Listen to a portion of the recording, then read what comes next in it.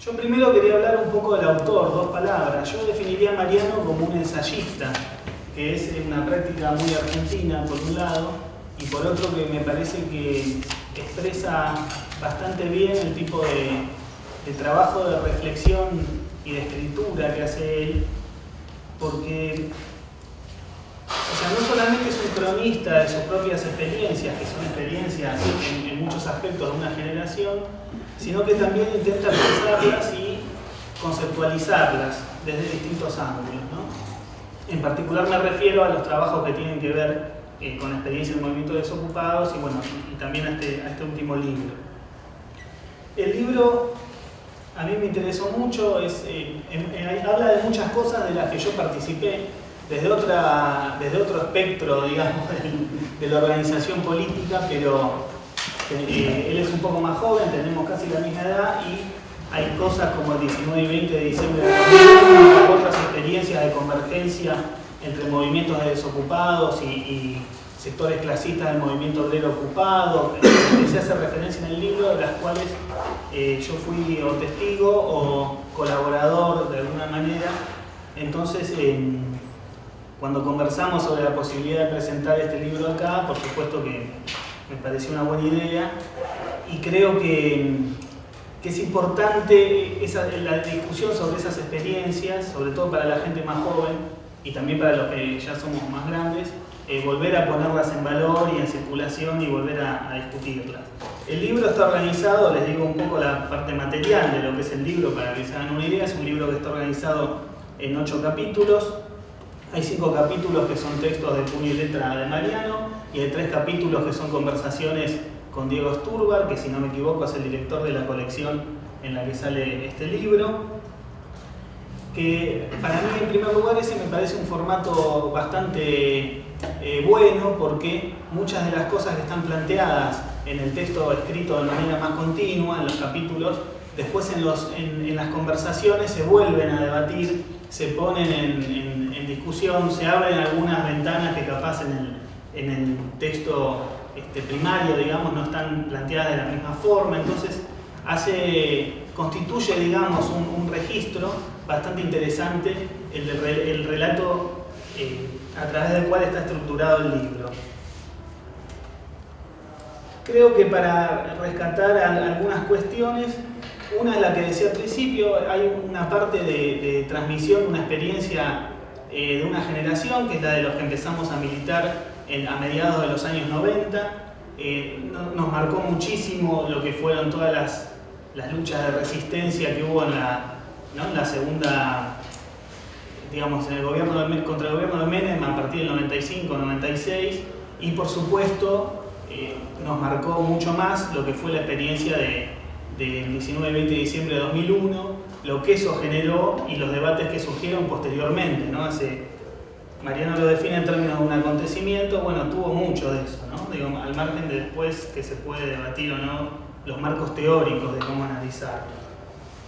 Pero creo que hay un punto fuerte, digamos, del libro que tiene que ver con analizar la centralidad que tuvo esa experiencia de diciembre de 2001, no solo para una generación, sino para el desarrollo posterior de muchas cosas que pasaron en la política argentina, ¿no? Y por último, creo que una de las cosas que también, y que me parece quizá la más destacable, es el intento de volver a pensar esa experiencia analizando qué faltó. Que sobre ese punto él hace un planteo que a mí me resultó bastante interesante, porque dice: el 2001 en sí no le faltó nada, ¿no? Fue lo que fue. En todo caso nos faltó a nosotros, ¿no? Bueno, ¿y qué faltó? Y bueno, faltó redefinir una estrategia en función de cómo fueron evolucionando las cosas, cómo fue evolucionando la relación de fuerzas, la situación, bueno, toda una serie de temas que me parece que están mucho más abordados en las conversaciones con Diego, quizá de manera más descontracturada, pero que me parece es una reflexión muy, muy importante, muy interesante, y que es una reflexión de mucha actualidad para pensar qué es lo que tiene que hacer la izquierda, la militancia popular, o como la queramos llamar, que bueno, sobre eso después me voy a referir alguna cosita.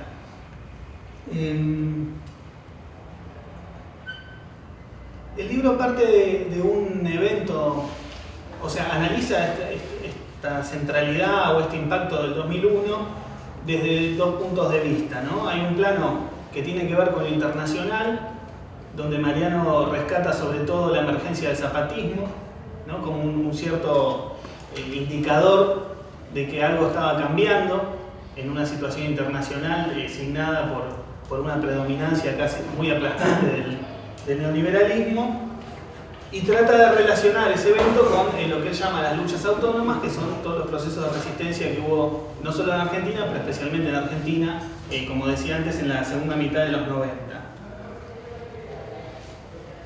Yo creo que ahí se abren algunas cuestiones que se pueden problematizar o a la que yo le haría algunas críticas. En particular, dos. Una que tiene que ver con que el análisis de las luchas del periodo que hace Mariano está muy centrado en sectores populares y en el movimiento de desocupados, pero tiene menos presencia lo que fue la actividad de lucha del movimiento obrero ocupado. Pienso en particular en un caso muy paradigmático, que es la huelga francesa del 95, que desde otra óptica muy distinta, o no sé si muy distinta, pero distinta, otros analizaron como un emergente de que se estaba revirtiendo el clima de derrota que se había impuesto con el neoliberalismo, ¿no? Caso más conocido es el de Daniel Ben Saïd, que en su libro Marzo Intempestivo toma esta huelga del 95 en Francia como el inicio de una reversión. Creo que este tema de la relación entre las luchas del movimiento obrero integrado por trabajadores y trabajadoras desocupados y el movimiento obrero ocupado es uno de los temas que queda picando también en la reflexión posterior, ¿no? De las conversaciones que están en el libro y de lo que hay que hacer en la actualidad. El otro punto que también me parece que puede ser para debatir es, pasa lo siguiente, uno leyendo el libro dice, bueno, es un libro sobre el 2001, también es un libro sobre el kirchnerismo, ¿no? Y cómo toda esa militancia que se expresó en el 2001 se posicionó frente a lo que fueron después los gobiernos kirchneristas, todo el proceso de recomposición que hubo de la autoridad estatal y la normalización posterior. Ahí yo creo que Mariano tiene como una cierta oscilación entre un marco teórico y político que rescata sobre todo el desarrollo de experiencias de autoorganización y de autonomía, y cómo eso se puede de alguna forma acompasar o empalmar con lo que él denomina un nacionalismo popular revolucionario, o lo que sería como las alas más combativas o más de izquierda de lo que es una cultura política peronista, que yo entiendo que no se refiere al aparato del PJ, digamos, sino a sectores de trabajadores y sectores populares que se referencian de alguna manera en el peronismo. Yo creo que esos dos temas, o sea, la relación entre los movimientos de desocupados, que fueron un actor muy importante en el periodo que desemboca en el 2001 y unos años más, y la relación con el movimiento obrero ocupado, ese es uno de los grandes ejes, me parece, para discutir hacia adelante, ¿no? Y el otro tiene que ver con esto, es decir, en qué medida se puede seguir considerando el peronismo como un actor necesario de un proceso de liberación nacional y social, o ese tipo de formulaciones, o la construcción de una izquierda independiente del Estado tiene que de alguna forma ajustar cuentas, ¿no? Con ese legado político del peronismo. Y acá yo me quería referir un poco a un tercer aspecto que tiene que ver con estos dos, que es el problema del Estado. Yo creo que si nosotros comparamos, o mejor dicho, una pregunta que nos hemos hecho, por lo menos los que vivimos el 2001 de cerca, es por qué el fin de ciclo de Macri, con el nivel de crisis económica y ¿no? toda la crisis social y la situación apremiante que vive la clase trabajadora y el pueblo de Argentina, era tan ordenado, porque ese final no desembocó en una crisis que incluya la actividad del movimiento de masas como un factor más destacado. y por qué tan fácilmente se canalizó hacia una vía electoral. Ahí él cuenta una anécdota en el libro que a mí me pareció muy importante, donde dice, bueno, yo justo a esa no fui, pero una reunión que hicimos con Néstor Kirchner al principio de su gobierno, Pablo Solana, ¿no? Que fue Pablo Solana, y nosotros le planteamos que abra los archivos de la CIDE sobre el asesinato de Darío y Maxi, cosa que obviamente no iban a hacer y no hicieron, y también le exigimos más planes. Entonces teníamos una limitación desde el punto de vista de nuestra estrategia política más global, porque nuestro límite era la administración autogestiva de los planes, pero después, cuando empezó la recomposición económica y empezó a primar más un sindicalismo de tipo tradicional, y eso es como que quedamos descompasados del desarrollo de la situación. Yo creo que el movimiento de desocupados, el movimiento de desocupados de ese momento, orientado por corrientes mayoritariamente combativas, por más que había otras que eran más conciliadoras, incluso aunque tuviera esas limitaciones, venía de una práctica y de una gimnasia de lucha de clases muy importante en todo el periodo del que estamos hablando, ¿no? De mediados de los 90 en adelante. Y creo que tanto el Estado como la Iglesia tomaron nota de eso, y por eso digamos, la organización de los desocupados, o como se llama ahora, que tiene también otra complejidad, de la economía popular, tiene mucho tutelaje, tanto de la Iglesia como del Estado. Y me parece que en eso reside una de las explicaciones de por qué esta crisis se canalizó de esta forma y no de otra. Y ahí me parece que ahí tenemos como una soga de la cual tirar. Cuando vos conversás con Diego y dices, bueno, pero ¿qué es lo que faltó? Y bueno, nos faltó estrategia, o nos faltó más organización política. Está bien, organización no garantiza el triunfo, pero de última garantiza que te sostenés un poco más, ¿no? Si no entendí mal el diálogo. Yo creo que una parte de ese debate es importante pensarla en función de una posición frente al Estado y una posición sobre cómo articular las luchas de los sectores de trabajadores desocupados y ocupados. ¿Qué tal? ¿Cómo andas? Y bueno, con esto quiero terminar. Yo creo que el tema, digamos, de la unidad de la clase trabajadora en la actualidad, por supuesto es un tema complejo, que para mí tiene que ver con lo siguiente. Si lo pensamos no solo en Argentina, sino lo tratamos de pensar más en general. Es un momento de la historia de la humanidad, vamos a decir, aunque bueno, a la gente no le gusta usar el término humanidad, pero bueno, eso ya no es problema mío, en el cual la condición de clase, desde el punto de vista de la gente que vive de su trabajo, o incluso de la gente que hace trabajo reproductivo no remunerado, es mucho mayor que en la época de Marx. Pero desde el punto de vista de las identidades sociales, políticas, es mucho más complicado el tema. Es decir, hay mucha gente que por su condición social o económica pertenece a la clase trabajadora, pero se reconoce a partir de otras formas de identificación, ¿sí? Sean culturales, religiosas, de género, de orientación sexual o del tipo que sea.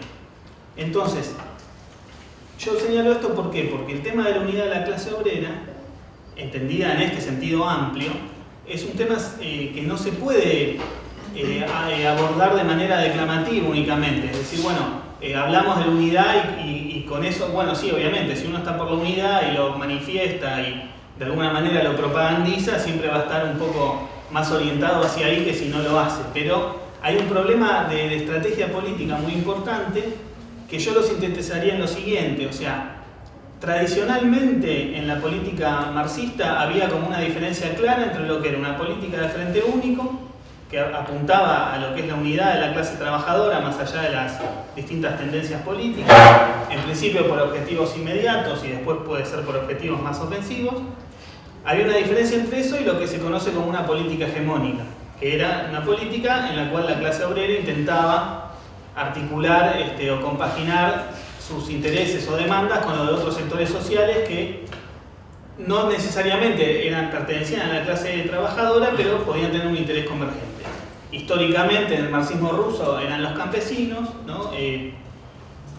Pero también después surgieron otros sectores medios urbanos que no sería muy científico decir que es una clase, la clase media, pero durante mucho tiempo del siglo XX hubo clases medias urbanas muy fuertes que no se identificaban como clase trabajadora, cosa que después empezó a cambiar también, porque sus condiciones de vida también se acercaron más.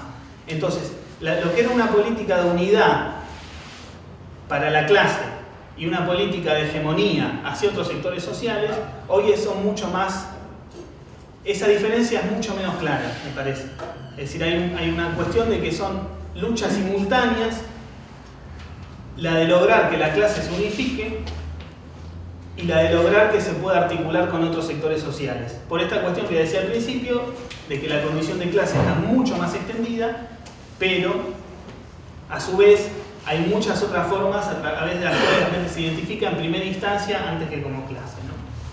Pensado esto para el caso argentino, yo creo que es un tema importante. Ahí Mariano dice que bueno, en particular el PTS, que es la organización en la que yo milito, tenemos una tendencia más obrerista, más que nada por la cuestión de cómo abordar este tema de la economía popular.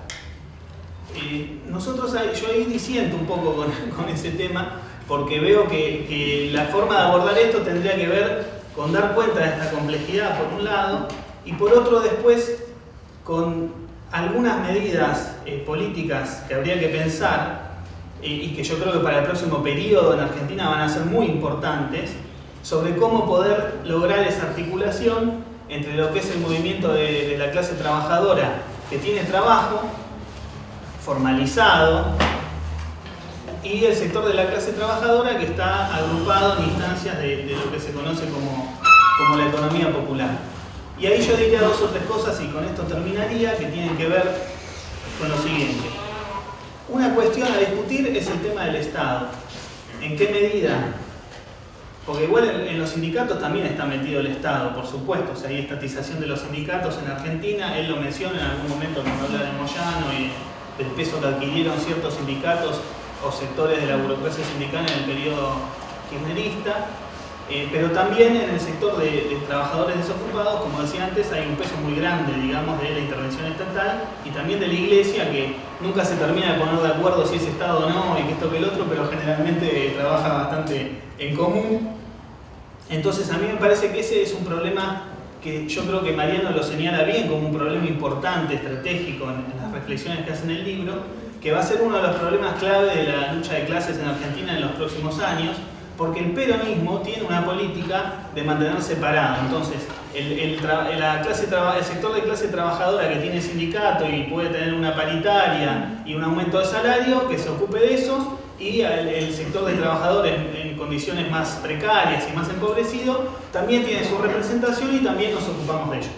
Y que eso no se junte y no cuestione el lugar que se le asigna a cada uno de los sectores de la clase trabajadora dentro de lo que es un país dependiente, con rasgos semicolonial o ya no sé, con el desastre que hizo Macri ya no sé muy bien cómo definirlo, pero creo que conociendo, por lo menos viendo más o menos lo que está diciendo el futuro presidente, que ya casi es presidente de hecho, va a tener en principio una política de que esta división se sostenga. Y yo creo que eso es muy importante para la práctica de la izquierda. Es decir, es muy difícil que se pueda constituir una izquierda con peso en la clase obrera si no apunta a cuestionar esa división. Y para eso creo que es muy importante la llegada a los jóvenes, porque la juventud es una franja etaria que de alguna manera en gran parte es parte de la clase trabajadora y también es parte del sector de la clase trabajadora que está en condiciones más precarias, ¿no? Me parece que eso es un tema que obviamente no lo vamos a agotar acá, pero es uno de los puntos estratégicos fundamentales para pensar cómo se puede reconstituir una izquierda con peso de más en la Argentina para el próximo periodo. Bueno, me quedan algunas cosas más, pero las diré después, así no no se hace mucho más largo. Yo arrancaría retomando lo primero que dijo Juan, cuando yo pongo una definición del registro de este libro, ¿no? Como un ensayo. Es un libro ensayístico, mencionó pasar el arraigo muy fuerte que tiene en este país el registro del ensayo, que es cierto, pero también hay que decir que es un registro que ha venido siendo como desplazado, ¿no? El ensayo como género es muy importante en la cultura de este país, pero en los últimos años, los últimos 10, 20 años, ha sido claramente desplazado por registros académicos de escritura, ¿sí? Claramente este es un libro que se escribe en un registro ensayístico y que tiene, como cualquier género, ¿no? Uno puede cultivar mejor o peor, bien o mal, el mismo género. Yo creo que Mariano cultiva muy bien el género del ensayo, y una de las características del ensayo como género es que tiene un pie de igualdad entre el nivel argumentativo y el nivel estético. No se trata solo de qué decir, sino también hay una importancia muy grande sobre cómo decirlo. Que en la escritura académica, tan formateada y tan formatizada y formalizada, es algo que suele estar perdido, ¿no? Y es más, llega un punto en el que no importa si se entiende lo que se está diciendo, porque es algo que está escrito para 5 o 6 personas que son especialistas en ese tema y no importa el resto de los mortales. Entonces, yo quisiera reivindicar primero ese género que practica Mariano, y que lo practica muy bien. Juan dijo eso, tiene mucho de crónica, y es cierto, lo de Mariano es una crónica, pero es una crónica que tiene sus peculiaridades. En general, el cronista es un cronista que mira un fenómeno exterior, ¿no? Los cronistas de la conquista, ¿no? Que observaban las poblaciones americanas y narraban lo que veían. Esto ya tiene una gran diferencia. Mariano es un cronista interior, no es un cronista que narra una realidad exterior, sino que está narrando la realidad de la que él participa, la realidad particular de la que él participa, y no es alguien que narra irreflexivamente, al contrario, hay un 50% de narración, de crónica, y un 50%, digámoslo así, o quizá más, de reflexión, de pensamiento crítico y autocrítico sobre eso que se ha vivido, sobre eso que se está construyendo o sobre eso que se está practicando. A mí me gusta pensar que como escritor, si hubiera que definirlo, Mariano es un escritor de potrero, ¿no? Es como la metáfora futbolística, ¿no? El jugador de potrero, no el jugador de la escuelita, que sabe las posiciones tácticas, ¿no? Pero que no tiene la frescura del pibe que se formó en un potrero. Mariano es un escritor que se formó en un potrero, y creo que es literalmente así porque no tiene una formación académica, terminaste el secundario bastante grande, un año en la universidad, y él ya escribía muy tempranamente. Yo las primeras referencias que tuve de Mariano, por un amigo platense, que me hablaba muy entusiasmado de un pibito, un compañero de él de militancia en Aníbal Verón, que escribía unos ensayos sobre lo que se estaban construyendo y lo que estaban militando y lo que estaban viviendo. Es decir, es alguien que no escribe burocráticamente, ¿no? Como trabajo de esto y bueno, sino que alguien que se expresa, entre otras cosas, se expresa por medio de la escritura. Y bueno, ¿cuántos libros tiene Mariano? 5 o 6 libros. 39 años. No, bien, para haber escrito 6 libros con 39 años, evidentemente tenés que vivir para escribir. Y acá, de paso, digo algo que en general no digo. Yo, como Manuel Sacristán, siempre lo de las presentaciones de libro es como una cuestión media incómoda. Yo, en realidad, debo confesar, he estado en muchas presentaciones de libros, pero casi siempre son libros de editoriales independientes y organizaciones políticas. Manuel Sacristán, que era muy reacio a estar en presentaciones de libros, alguna vez, creo que la única vez que fue a la presentación de un libro e integró un panel, dijo: cuando uno está presentando un libro, nunca sabe muy bien si está discutiendo ideas influyendo en el balance comercial de una empresa, ¿no? Bien, entonces en general yo participo en presentaciones de libros, pero uno no incita a comprar el libro. Yo acá quisiera explícitamente incitar a comprar el libro, porque Mariano es una persona que viene de la militancia del movimiento de desocupados, que actualmente milita en esa economía popular, y que es un tipo que vive en la precariedad del precariado, que no tiene contención social, que no tiene salario fijo, que tiene ingresos eventuales. Y Mariano es un tipo que yo, por ejemplo, que estoy en una situación dentro de la misma clase trabajadora, pero como trabajador con empleo seguro, yo no tengo la angustia de... Sé que el papel no me va a faltar, ¿sí? El ingreso mínimo lo tengo y quizá más, seguramente más. Mariano no lo tiene, y la verdad es que uno no podría decir que yo tenga, o como cualquier profesor que pudiera andar dando vuelta por acá, que tiene mayores méritos que Mariano para merecer un ingreso superior. Yo diría lo contrario, creo que Mariano tiene mucho más mérito que muchísimo profesor universitario, profesora universitaria, etc.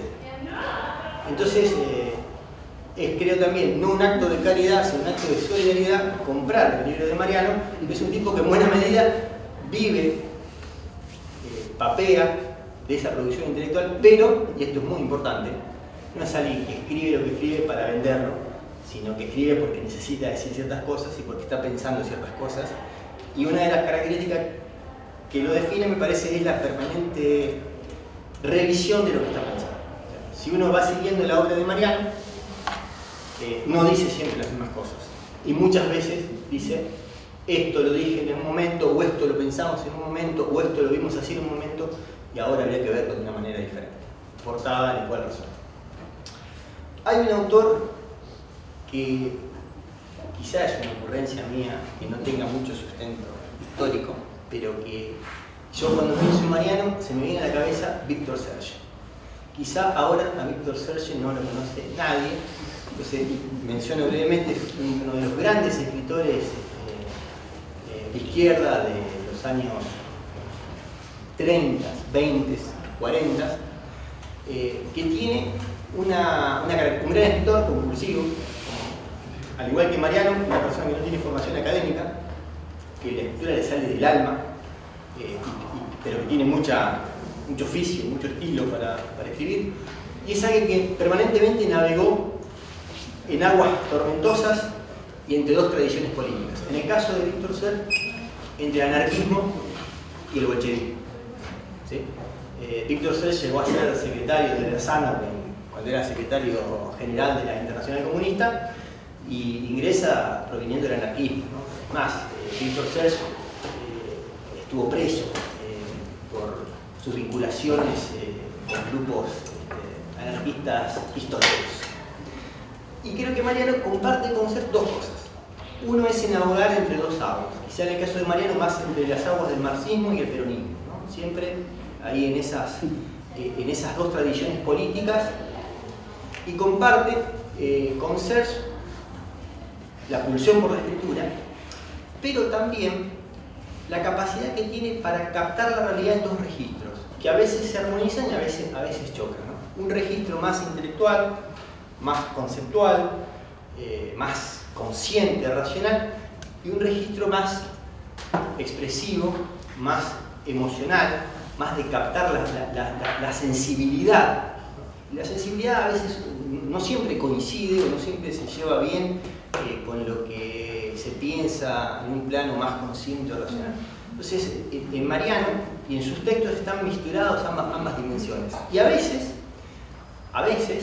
en ese plano más de registro casi casual, más literario, aparecen mejor expresadas ideas políticas que cuando quieren ser formalizadas, y a veces al revés, ¿no? A veces cuando racionaliza más explícitamente puede dar cuenta mejor de ciertas realidades. Entonces, me parece que toda la obra de Mariano, esta desde abajo de la izquierda en particular, tiene una gran riqueza en planos diferentes. Tiene riqueza literaria, tiene riqueza sensible, tiene riqueza argumentativa, reflexiva. Esta crónica en particular es una crónica, como toda crónica, que está escrita desde algún lugar y desde ciertas experiencias. A veces habría un ejercicio para hacer hasta qué punto es transferible a otros espacios o a otras experiencias esta misma experiencia, que está, por ahí lo dijo Juan antes, muy anclada en la experiencia de los trabajadores desocupados, de ciertas construcciones, pero por eso es posible que quienes la lean se vean muy reflejados, si vivieron esa experiencia, o vean, yo viví otras, ¿sí? En cualquiera de los casos, quienes no hayan conocido esos momentos van a encontrar una recreación muy vívida, no solo de lo que sucedió, sino también de cómo lo vivieron quienes lo participaron. Y acá, no es que yo me quiera sacar años, tengo 10 más, me parece que Mariano, y 5 o 6 más que Juan, pero en un punto, más allá de estas diferencias de edad, pertenecemos a una misma generación, que es la generación que se vuelca a la militancia, que empieza a tener preocupaciones y prácticas políticas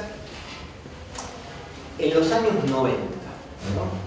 Yo por ahí empecé un poco antes, yo creo que empezaron a militar en el 96, yo estaba con ciertas acciones en el 89, pues soy un poco más viejo, nada más. Pero ¿por qué una misma generación? Porque es lo que nos formamos en un periodo que va, es anterior al 2001, ¿no? Es ese acontecimiento que en este libro está muy marcado, pero que al mismo tiempo es posterior, no son las generaciones que se formaron en los 70, ni tampoco las que se formaron en esa primavera democrática alfonsinista de los primeros 80. Somos los que empezamos a militar cuando en realidad todo iba para la derecha, ¿no? Cuando todo era, empezamos a militar en la izquierda, cuando todo iba para la derecha, ¿no? Cuando se caía el muro, cuando avanzaba el neoliberalismo. Y Mariano plantea en este libro, y creo que si no lo generalizamos, si lo vemos como la experiencia de una parte, que hay un ciclo que comienza en el 96 y se acaba en el 2002. Creo que ese es un ciclo, efectivamente, si lo restringimos a los movimientos de trabajadores desocupados, ¿sí? Otras experiencias políticas o sociales tienen una temporalidad un poco diversa, ¿no? Creo que, inclusive, quizá no sé si dicho taxativamente, pero está mostrado en el libro, algo así como que no es que en el 96, para nombrar el caso icónico cercano de Putralcaso, o en el 94 con los zapatistas, es que empieza la resistencia al neoliberalismo. Si uno va mirando hacia atrás, siempre hubo resistencia, ¿no? Hubo de todo tipo, ¿no? Ferroviarios, telefónicos, docentes, estatales. Lo que sucede, en particular en Argentina, con el Putralcaso en el 96, es que es una resistencia que por un lado tiene algún tipo de éxito, ¿no? O sea, una cosa es resistencia que es derrotada, la cosa era una resistencia que consigue algo parecido a un triunfo o un empate de visitantes, no sé. Y por otro lado, sí, es muy importante, es la emergencia de una organización social y política que expresa a un segmento social muy importante, pero que hasta ese momento no tenía visibilidad pública, que son los trabajadores ocupados. Ahí es lo que ocurre en el 96. Eso se agudiza de ahí en adelante, hasta un pico en el 2001, y tiene lo que podríamos considerar, visto retrospectivamente, no era tan fácil verlo así en ese momento, un momento de cierre, que es la masacre de Avellaneda, donde mueren Telio Santillán y Maximiliano Costecchi, y después con un proceso que Mariano discute muy bien, ¿no? O sea, ahí hay mucho para charlar, ¿no? ¿Hasta qué punto el kirchnerismo costó o no costó a ciertos sectores de esta izquierda popular? Mariano tiene una idea que a mí me parece que es interesante. Dice, de muchos no se puede decir que hayan sido cooptados, porque en realidad nunca tuvieron una idea de confrontar con el Estado o de construir otro tipo de cosas. De algunos sí se podría decir eso, pero de otros no. En realidad ese era su proyecto, y entonces no es que han cambiado sus principios políticos y se sumaron a otro tipo de proyectos, sino que siempre tenían ese tipo de proyectos, solo que en algún momento era más viable y en otros lo era menos. Ahí yo creo que hay mucho para tratar, y creo que hay algo de eso. Mariano tiene razón, aunque puede haber algunos casos de sí, hay claramente un fenómeno de cooptación política, de cambio de perspectiva, de horizonte político. Y después me parece que, para cerrar y pasarle la palabra a Mariano, hay un elemento muy importante que atraviesa todo el libro de cabo a rabo, que es cómo pensar lo que se ha tenido diferentes nombres, ¿no? Al final, en un puñado de tesis, Mariano define como una nueva izquierda autónoma, que es posible que ahora también revisando esa definición, lo podemos charlar, porque en otro momento se llamó izquierda independiente o izquierda popular, ¿no? Que era pensar un tipo de organización que lograra superar lo que se concebían como problemas o vicios de izquierdas más tradicionales.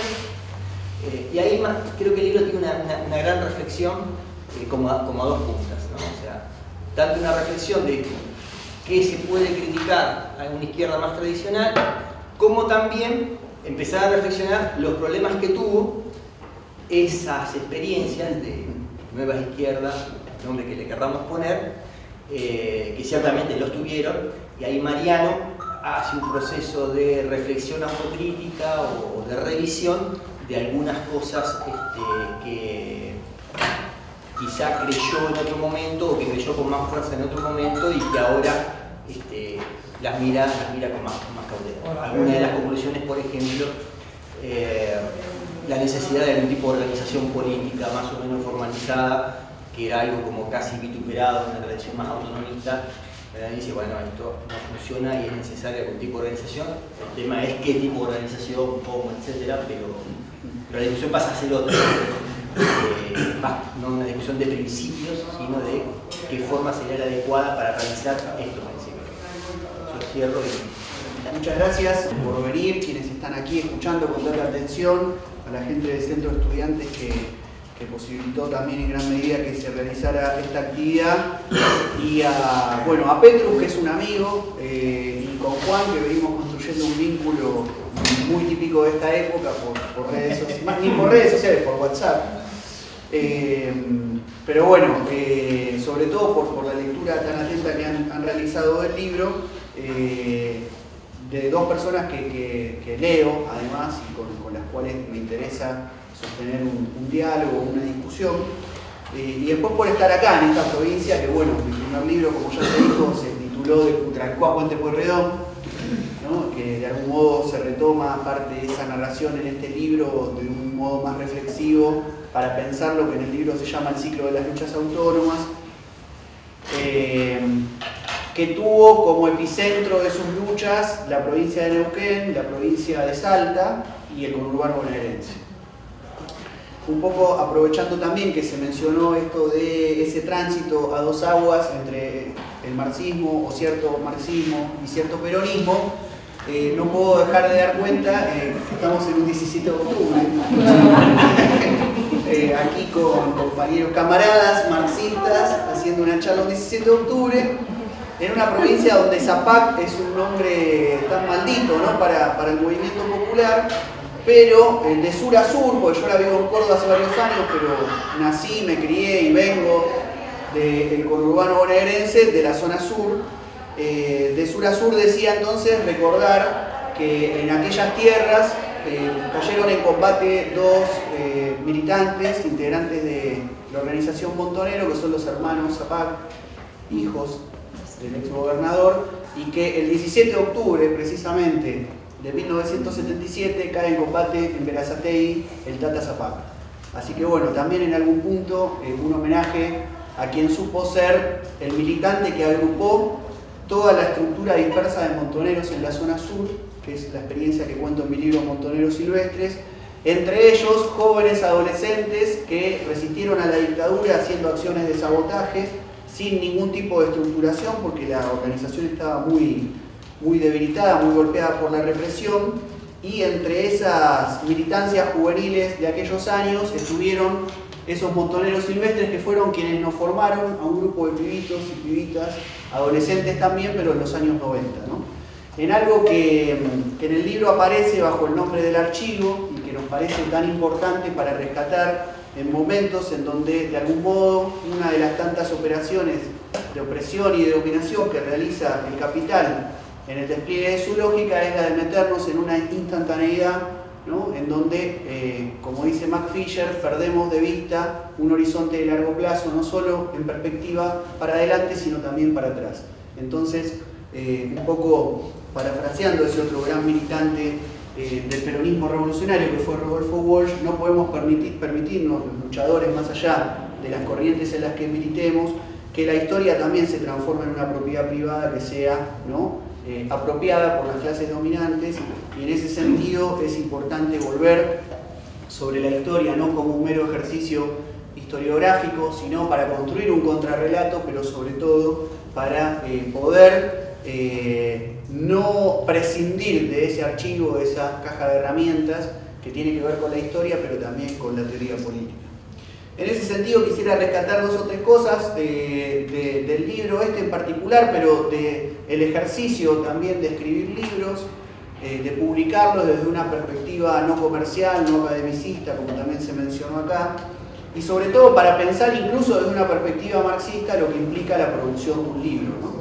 Es decir, me parece que para un escritor o una escritora que entiende eso como una profesión liberal para ganar dinero puede ser una cosa, pero visto desde el marxismo, el proceso de producción de conocimiento es también social y por lo tanto colectivo, y en ese sentido no podemos pensar nunca que un libro tiene su momento final de la imprenta y entra en las librerías, sino que una forma también marxista de concebir la producción del conocimiento y la elaboración de libros tiene que ver con entender, digamos, que el libro permite después este tipo de actividades que pueden ser conversaciones, que pueden ser polémicas, que pueden ser diálogos, a partir de los cuales de algún modo el libro se sigue escribiendo, ¿no? Dos pensadores franceses que me gustan mucho y sobre los cuales trabajo hace varios años, que son Gilles Deleuze y Félix Guattari, tienen una frase muy linda que dicen que los libros también pueden ser máquinas de guerra, ¿no? Es decir, que incluso pueden ser concebidos bajo otra lógica que no sea la lógica del libro-estado de la República de las Letras, sino que sea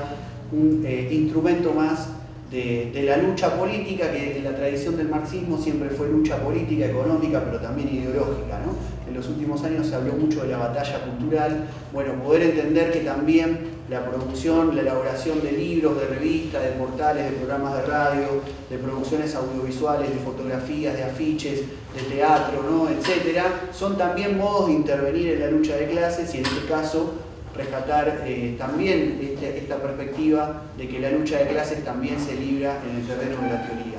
Este libro de algún modo intenta hacer un granito de arena, son 200 páginas, es relativamente un libro breve, que además trata de tomar un periodo de bastantes años, ¿no?, desde 1983 hasta 2018, que es el momento en el que se cierra la escritura del libro, pero bueno, es un libro a partir del cual se trata de algún modo de trazar esta genealogía, ¿no?, de una perspectiva desde abajo y a la izquierda también de la historia, de contribuir en la medida de lo posible con algunas reflexiones a la necesaria construcción de conceptos, ¿no?, que necesitamos para poder enfrentar también la lucha en este siglo XXI. Y también es un libro que trata de permanecer a la escucha, ¿no?, a la escucha de aquello que acontece en los distintos espacios donde las clases trabajadoras y nuestro pueblo se organiza y libra distintas batallas.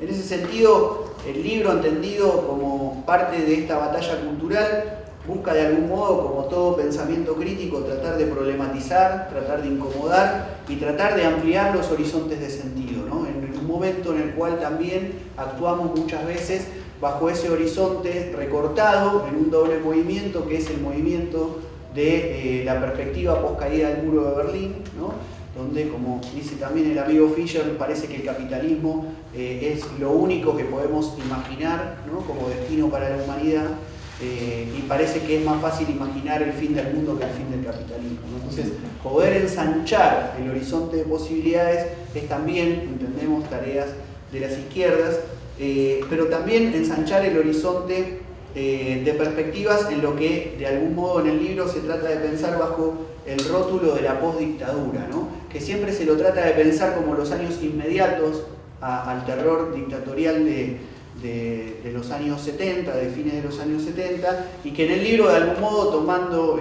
aquella frase del historiador argentino Alejandro Orowi, que plantea que la democracia en la que vivimos es una democracia de la derrota, ¿no?, es decir, es lo que viene después de la derrota a sangre y fuego el aplastamiento a sangre y fuego de la derrota de los proyectos revolucionarios de las décadas del 60 y del 70.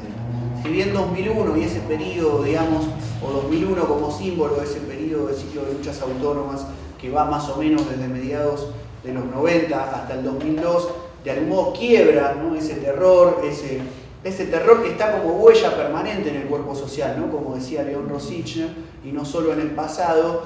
Sin embargo, podríamos pensar que en ese punto, en el punto ideológico, seguimos actuando bajo el horizonte de la democracia de la época. Es decir, que todo lo que pensamos y lo que hacemos en términos generales en esta sociedad se piensa inscripto en un plano en el cual cuesta o es difícil, o para mucha gente es imposible imaginar, ¿no?, que es posible construir otro tipo de sociedad diferente a la que nos ofrece no solo la lógica de explotación del capital, sino incluso estas formas de democracia parlamentaria, ¿no?, de un Estado burgués, para decirlo en términos conceptuales, si bien creo que después cuando uno tiene actividad política tiene que diferenciar el discurso político de los conceptos para pensar, siempre resulta útil poder precisar conceptualmente que el Estado en general como maquinaria de dominación, y en este caso el Estado que tenemos en la Argentina, no deja de ser una maquinaria de opresión y de dominación burguesa que tiene esta forma parlamentaria en el mejor de los casos, pero que no deja de ser parte de ese entramado, ¿no? Incluso, bueno, en la Patagonia obviamente se discute mucho más también el carácter colonial, ¿no?, por la propia historia de conformación de este Estado.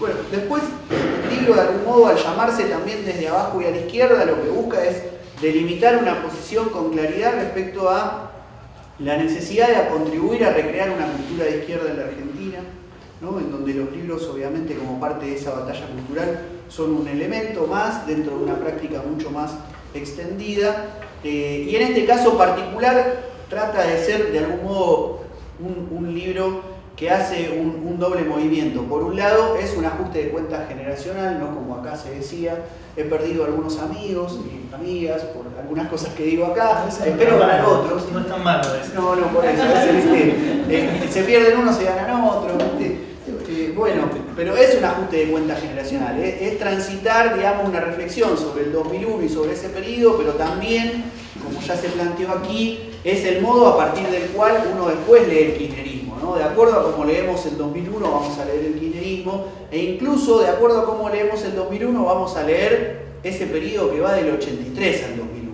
¿no? Después, si quieren, abrimos la conversa y algunas cosas las podemos retomar. Pero digo, el libro insiste mucho en marcar esta posición respecto a cómo construir un contrarrelato también de los años de postdictadura. Por ejemplo, en esta operación que el kirchnerismo ha realizado insistentemente respecto de una idea de trazado de un puente entre 25 de mayo del 2003 y 25 de mayo de 1973, como si en el medio no hubiese sucedido nada, salvo luchas de derechos humanos, ¿no?, con todo el respeto y lo que uno valora toda esa experiencia. Pero, sin embargo, por ejemplo, queda opacada en esa mirada historiográfica la resistencia obrera a la dictadura, ¿no?, de la cual el kirchnerismo prácticamente no habló. Incluso la resistencia armada, ¿no?, como yo contaba, bueno, experiencias como la de Montoneros estuvieron hasta el año 82 realizando acciones armadas, otras experiencias fueron aniquiladas años anteriores, pero tuvieron también sus experiencias de resistencia, y de eso como que no se habla. Ahí no hay una vuelta de la mirada a la construcción política de las organizaciones de los 70, a la discusión sobre sus estrategias, por ejemplo, sino que se hace una reivindicación generalizada de la juventud, ¿no?, en un término muy amplio, de la juventud en los años 70, ¿no?, e incluso una reducción de la juventud militante de los 70 a la juventud peronista, ¿no? Y no se da cuenta de ese proceso, como decía, de resistencia obrera, resistencia guerrillera en la dictadura, pero tampoco de todo lo que es el proceso de las luchas que se inician con Cutralcó, que yo lo pongo como Cutralcó, es cierto, está muy ligado a la experiencia del movimiento piquetero, pero también pensemos que 93 Santiagazo, en diciembre del 93 el Santiagazo, y después 94-95 toda la experiencia de la CTA, por ejemplo, de la mesa de enlace entre CTA, MTA y CCC, la figura del perro Santillán, la emergencia de hijos haciendo un recambio etario del movimiento de derechos humanos, ¿no? todas las experiencias de los encuentros nacionales de mujeres que empezaron, si no me equivoco, en el año 85, y distintas experiencias de contracultura, la TV comunitaria, las radios truchas, un libro que en este capítulo se reivindica la experiencia del subgénero del punk y del metal, por ejemplo, como producciones de contracultura propias de las juventudes de las clases trabajadoras. Por ejemplo, en un momento en donde la represión del Estado se desplaza de los militares hacia las militancias, hacia las policías contra los jóvenes pobres, ¿no? Las ferias de fanzines, es decir, que hay una serie de experiencias que algunas son previas al 96 y algunas son simultáneas o un poquito posteriores, pero que dan cuenta de toda una diversidad de procesos de lucha y de organización que quedan borrados, ¿no?, del horizonte de una historiografía que del 2003 va al 73, ¿no? Entonces ahí hay como algo que el libro trata brevemente, pero trata de reconstruir, que es esta experiencia del punk y del metal como subgénero de contracultura, pero también de las tomas de tierra, ¿no? Ahora vengo de Vietnam, me contaban que allí es muy asiduo el tema de que se ocupen tierras para viviendas y que en el conurbano bonaerense prácticamente armaron lo que hoy se conoce como el conurbano, ¿no? Y que fueron experiencias muy ligadas en algunos casos a las comunidades eclesiales de base, ¿no?, a todo lo que tenía que ver con los resabios de lo que había sido la teología de la liberación años anteriores, y que encuentran en figuras como Agustín Ramírez, que trato de mencionar en cada actividad porque es una figura histórica pero también actual, en tanto que su caso ha quedado impune hasta el día de hoy, y su familia de San Francisco Solano sigue luchando por justicia y contra la impunidad, que logra incluso combinar esos aspectos de un militante cristiano que participa en las tomas de tierra, pero también un pibe joven que le gusta el rock y que hacía, por ejemplo, lo que en zona sur es muy conocido, que son los famosos fogones, que lograba nuclear hasta 700 y 800 jóvenes por noche en una esquina perdida del conurbano a tocar la guitarra con canciones de rock, en un momento en donde el neoliberalismo comienza a fragmentar, o ya venía desde la dictadura fragmentando socialmente al país, y las juventudes comenzaban a pelearse entre bandas por si unos eran ricoteros y otros metaleros, si unos eran de una esquina y otros eran de otra. Bueno, Agustín en esa micropolítica más cotidiana, con los fogones lograba juntar, por un lado, lucha y dinámica comunitaria de toma de tierras con rebeldías de las juventudes con el rock, en una misma esquina de una toma de tierras para producir un movimiento contracultural, ¿no? Entonces, bueno, de algún modo eso trata de ligar los años 80 con lo que va a ser el ciclo de luchas autónomas, en un momento en donde en realidad todo lo que es la experiencia de los años 80 de algún modo está más anclada al ideario de los 70 que a lo que va a venir después, ¿no? En un momento en donde se reconfigura el mundo popular, y en el libro se pone hincapié en Cutralcó de algún modo porque es el proceso que abre un proceso de lucha que va a tener características nuevas diferentes al ciclo de luchas anteriores. Fundamentalmente va a haber una reconfiguración del protagonismo de los sujetos en lucha, va a haber un desplazamiento de algún modo de la centralidad del obrero varón en sindicato a la familia en el territorio, con mucho protagonismo de las mujeres y de la juventud. Va a radicalizar los métodos de lucha, ¿no? El piquete, la toma de edificios públicos, las ollas populares, van a ser cada vez más el método de lucha, y además van a lograr obtener pequeñas victorias, ¿no? Algo muy importante después de las luchas anteriores que habían sido derrotadas, ¿no?, por el menemismo. Famosa frase también, si uno quiere hacer como esa síntesis a través de figuras o de frases, ¿no? Ramal que para, ramal que cierra, ¿no?, del menemismo. Cutralcó lo que permite es mostrar, como dicen desde el Movimiento de Trabajadores Rurales Sin Tierra de Brasil, el MST, que el movimiento popular avanza en gran medida cuando logra obtener pequeñas victorias. En ese sentido, el libro toma, digamos, a 2001 como un acontecimiento político, toma ese ciclo de luchas autónomas como el último gran momento a partir del cual se puede volver a recrear e imaginar un proyecto político que piense que la política está en otra parte, como había titulado Hernán López Echagüe a un libro en aquellos años, ¿no?, y no en el Estado, en los partidos tradicionales, en los modos clásicos del sindicalismo. A diferencia de lo que pasaba en los años 90, que cuando uno miraba lo que tenía atrás, más inmediatamente eran los años 70, ¿no? Hoy creo que desde una determinada corriente política uno puede decir que cuando mira para atrás además de los 70 tiene el 2001, ¿no? Tiene ese periodo. Y decir esto no es un mero ejercicio historiográfico, no es un gesto de nostalgia, sino que es actualidad y programa, ¿no? Hablar de 2001 hoy es hablar de posibilidades de tumbar regímenes neoliberales y no solamente votar en contra de ellos, es rescatar el protagonismo popular directo en las calles de un modo radicalizado y no de un modo tutelado, como decía Juan. Después podemos entrar en esa discusión, puesto que soy parte de la Confederación de Trabajadores de la Economía Popular, la CETEP, por lo cual creo que corresponde hacerse cargo de los debates que hagan falta, pero comparto la lectura. Y me parece que 2001 es también una concepción distinta sobre la crisis, ¿no? Hacer una lectura reivindicando la insurrección del 19 y 20 de diciembre es también colocar a la crisis en un lugar diferente al que la colocan los progresismos, ¿no? Es decir, no solo poner a la crisis en el lugar de aquello de lo que hay que huir como una peste, aquello que hay que conjurar, ¿no? Aquel infierno, ¿no?, del que hablaba Néstor Kirchner, que el progresismo logró sacar al país de ese infierno, sino poder entender a la crisis como el momento fundamental a partir del cual podemos repensar quiénes somos, qué hacemos y hacia dónde vamos. La crisis también como un momento productivo en términos políticos e incluso existenciales, ¿no? Y pensar a la crisis también como oportunidad. Me parece que ahí hay algo. Tengo que leer tu texto, porque como dijiste hoy, no sé si te estoy robando inconscientemente idea, pero no lo leí, así que ya lo voy a leer. Bueno, y finalmente poder pensar también, y cierro con esto para no hacerla tan larga y poder conversar un rato,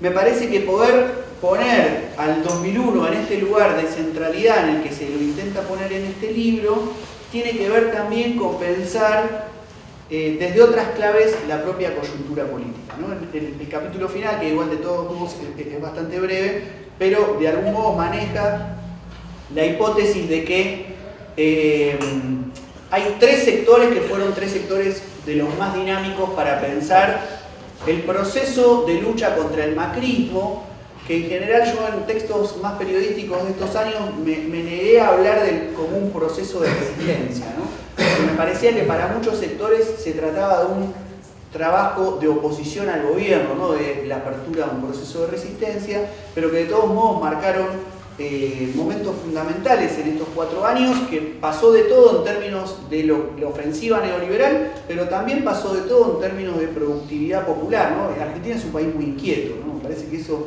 es importante dar cuenta de ello, y que fueron de algún modo los derechos humanos, como lo vienen siendo durante toda la postdictadura, con el caso Maldonado y el caso del 2x1, fue como emblemático de algún modo esa especie de barrera de autodefensa del movimiento popular, o esa especie de retaguardia estratégica del movimiento popular, que son los derechos humanos en la Argentina, en un contexto muy diferente, ¿no? Recordemos, por ejemplo, Eve Bonafini diciendo en los 80, en un punto Alfonsín y Videla son la misma mierda, y Eve Bonafini en los 90 diciendo, aquí justamente en Neuquén, mis queridos hijos piqueteros me recuerdan a mis queridos hijos guerrilleros, ¿no? Bueno, y una Eve Bonafini diciendo no se movilicen porque le hacen el juego a la derecha, ¿no? Digo, da cuenta también del cambio en el movimiento de derechos humanos, pero así todo, el 2x1 encontró a miles de personas en las calles y el caso Maldonado logró movilizar, digamos, esa sensibilidad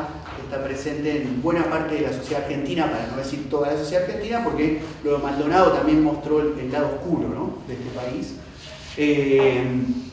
Y el otro sector es el sector de los feminismos, me parece con un recambio etario también muy importante y con un nivel de masividad que no había logrado en ninguna de las luchas anteriores, en un movimiento muy diverso, donde evidentemente hay distintas concepciones y corrientes, y finalmente el precariado, ¿no?, o lo que de algún modo hay quienes venimos intentando pensar como el precariado, que es este fenómeno de la economía popular, sobre el cual no me quiero extender ahora para después poder abrir el debate, pero al menos en un trabajo en curso que vengo escribiendo y que espero poder compartir en poco tiempo, vengo tratando de pensarlo como aquella experiencia que trata de pensar la organización de un sector de la clase trabajadora ligado a las dinámicas comunitarias y a la práctica territorial, que no deja de ser un sector de la clase trabajadora, ¿no? Y ahí me parece que es importante diferenciar, por ejemplo, el precariado del concepto de los excluidos, ¿no? O los que están afuera, porque de algún modo el precariado no deja de ser ese sector del proletariado, para decirlo en términos más clásicos, puesto que no poseen medios de producción, pero tienen esta particularidad de que ni siquiera el capital requiere comprar su fuerza de trabajo en el mercado, ¿no? Entonces tiene que de algún modo fabricar dinámicas, ¿no? de autosubsistencia, y que lo define en perspectiva es esa posibilidad de unidad con los trabajadores asalariados. Es decir, que el precariado así entendido, o la economía popular así entendida, es concebida como el precariado como un sector del proletariado, ¿no? Me parece que de todos modos, ahí después podemos entrar en la discusión. Yo creo que ese planteo está presente en la CETEP. De hecho, ahora hay una idea de conformar un sindicato único de la economía popular junto a Barrios de Pie, la CCC, el Darío Santillán, el FOL, la Federación de Organizaciones de Base que son libertarios acaban de entrar a la CETEP. Y hay un planteo, conformar un sindicato que ingrese a la CGT. Con lo cual hay una perspectiva de unidad de clase. El problema es qué entiende cada sector cuando hablamos de sindicato, ¿no? Y qué implica pensar modelos sindicales, ¿no? Para algunos es la unidad con la dirección actual de la CGT, y en mi caso yo pienso en la CGT de los argentinos, programa de la Falda y Huerta Grande, la experiencia de las coordinadoras de gremio de lucha del 75, o sea, las imágenes del sindicalismo que podemos tener en la cabeza los distintos actores de los que intervenimos en la economía popular son el agua y el aceite, ¿no? Entonces, bueno, eso requiere una discusión más fina, en el sentido de que plantear la unidad orgánica de la clase puede ser cosas de manera abismalmente concebidas desde puntos de vista diferentes, pero no deja de ser, me parece, el precariado un sector que ha tenido gran capacidad de movilización de masas, de obtener conquistas como la ley de emergencia social, la ley de emergencia alimentaria, pero bueno, con todos los condimentos que esa experiencia tiene y con el peso que la Iglesia y sectores del peronismo tienen en esa construcción. Después la cuestión del movimiento obrero que planteaba Juan, está apenas mencionada como otros fenómenos que considero de mucha importancia y que no están abordados, pero en gran medida porque el libro tiene 200 páginas, pero que es también la cuestión ambiental, ¿no? Y las luchas del movimiento medioambiental, que ha planteado una agenda, me parece también, que en el libro no aparece, pero que creo que es de vital importancia pensar la relación entre la producción y la naturaleza en el siglo XXI. Y después el problema del movimiento obrero me parece que también requiere un análisis de todos modos similar al que se hace en el libro con otros sectores, que es qué ha pasado con el sindicalismo postdictadura, ¿no? Me parece que, salvo experiencias muy puntuales, yo durante 5 años fui trabajador del subte y como tal fui parte de la experiencia de la Asociación Gremial de Trabajadores del Subte y el Premetro en la línea B con el camarada de la Carbonada. Y tuvimos una experiencia ahí muy interesante y se trató de abrir un espacio sindical y todo, pero bueno, una y otra vez esas experiencias quedan acotadas, ¿no? Y no logran generalizar una corriente al del movimiento obrero.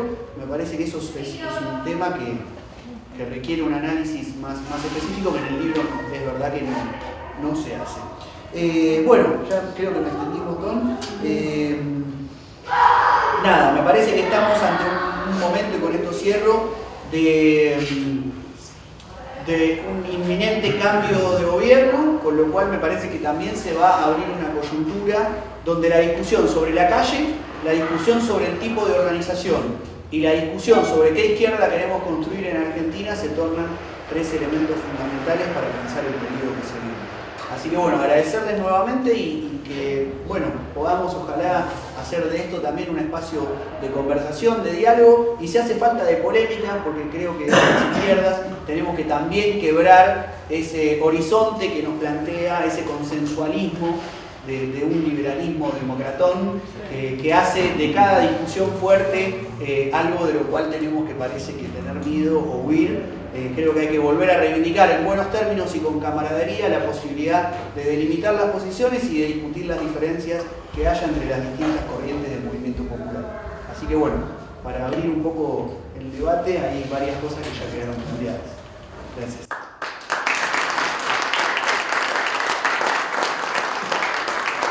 No, No, respecto de... Me interesó lo que decía la compañera respecto de la cuestión de la dirección política del movimiento social, ¿no? Lo había notado, parece que estoy mintiendo, pero lo había notado acá con el tema de Neuquén, lo de Aten, porque siempre me pareció como una rareza para lo que era la experiencia que yo conocía del sindicalismo docente en Buenos Aires, ¿no? Es algo a lo cual le hemos prestado mucha atención, a lo de Aten, a lo de Sanón, digo, ¿no? Como experiencias, creo que el peso que debe tener en Neuquén es algo que nos cuesta imaginar quienes no hemos transitado la provincia, pero sí poner el eje en que así como la Pueblada de Cutralcó no produce después luego una línea política, ¿no? de la Pueblada, por lo que conozco, ustedes pueden agregar por ejemplo lo que he leído, en el conurbano bonaerense es todo lo contrario. Es decir, la Pueblada de Cutralcó por eso es también como conceptualizada como acontecimiento, es decir, aquello que irrumpe inesperadamente y permite pensar después la cuestión política desde otros parámetros diferentes a los que se pensaban hasta ese momento. Estoy refiriendo sobre todo al concepto de acontecimiento que utiliza Alan Badiou, ¿no? para poder pensar esas situaciones. Eso sí produce en el conurbano bonaerense una serie de militancias que estábamos en una búsqueda política que no era la de los sindicatos porque veíamos que estaba muy difícil en ese momento hacer una lucha política ahí y que queríamos tener un anclaje popular, digamos, en nuestras militancias, nos habíamos volcado a la experiencia de tratar de hacer trabajos barriales pero centrados en la desocupación, ¿no? Yo me viví de esa experiencia y la verdad que Cutralcó lo cambió todo, ¿no? Porque hasta ese momento se hacían petitorios para presentar en las municipalidades, ollas populares en las estaciones de trenes para difundir la problemática, algún locro en algún lado, no se le encontraba la vuelta, digamos, ¿no? Y en Florencio Varela, sobre todo una corriente política, que es la encabezada por Roberto Martino, que venía del guevarismo, hace un análisis y dice, no, hay que volcar toda la militancia al conurbano y a construir con los desocupados un movimiento y que pueda hacer como en Cutralcó, tomar métodos radicales de acción directa, organización de tipo más asamblearia y pelear por cosas concretas. Y eso destraba todo un proceso en conurbano, ¿no?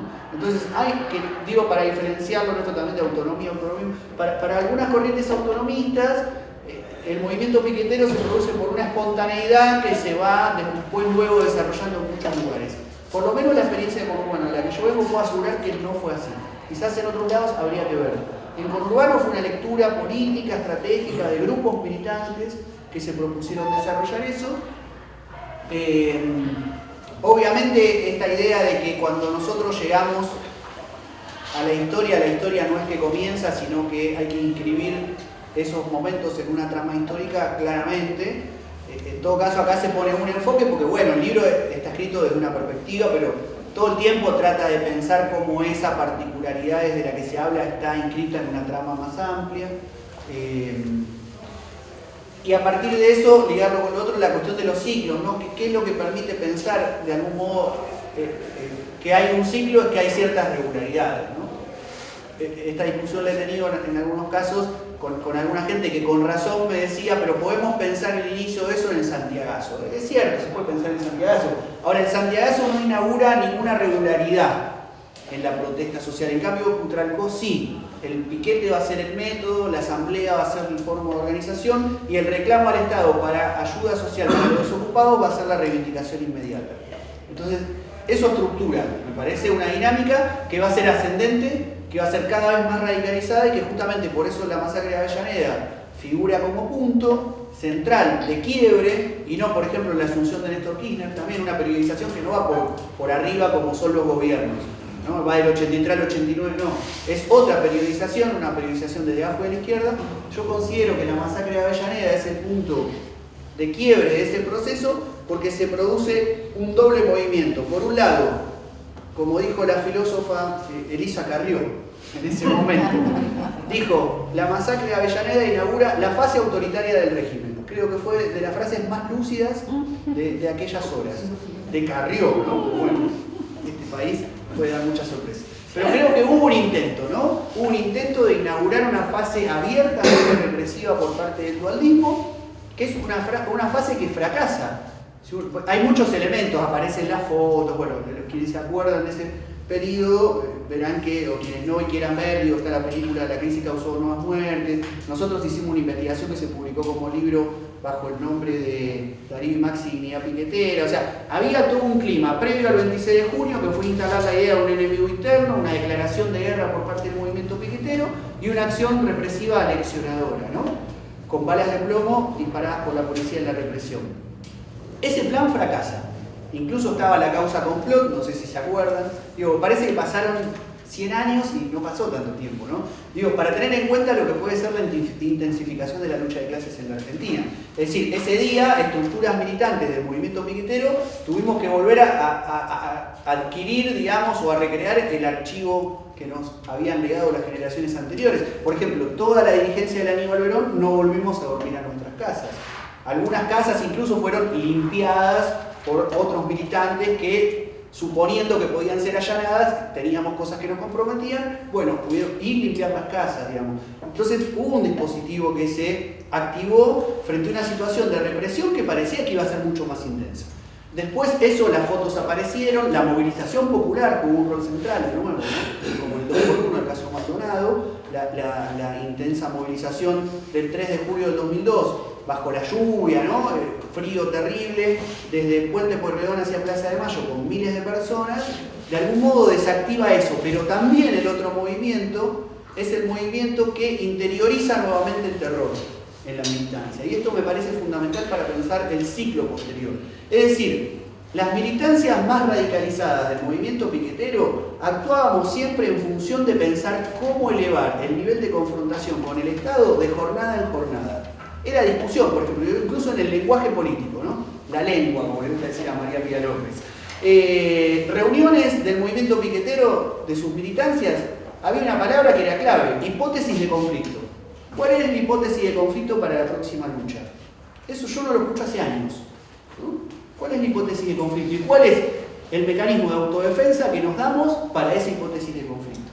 Después del 26 de junio del 2002 se deja de pensar en esos términos. Bueno, es la interiorización nuevamente del terror en las militancias que recortan de nuevo el horizonte de posibilidades de enfrentamiento con el régimen.